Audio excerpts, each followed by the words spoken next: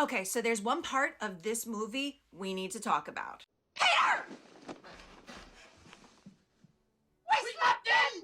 So we're supposed to believe that the reason that the family's running late and don't realize that Kevin's missing and everything is because they woke up late. However, flights between Chicago and Paris, the earliest that you're going to find a flight is after 5 p.m.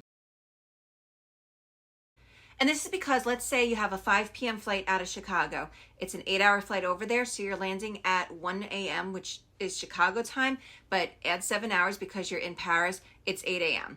And let's just say, for argument's sake, the flight that they took was at noon, which is like the latest morning flight that we can possibly imagine. So, and also just craziness to think that nobody would have woken up by 11.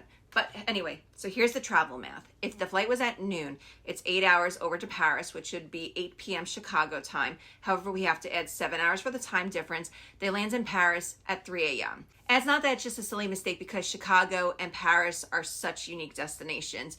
It's actually just anytime you have a long west to east flight, when you add in time difference and the amount of time on the airplane, the majority of those flights run as evening flights. It's easier to have it as a red eye and you wake up in that new destination. So there's no way that the family was sleeping that late and missing their flight. And let's just say that it was actually a layover flight, which it wasn't, because we do know that they landed in Paris and it's not like they stopped somewhere earlier that they were trying to get home from. But if it was a layover flight, maybe the earliest was about 1 p.m. that this was happening. So they were still sleeping to noon.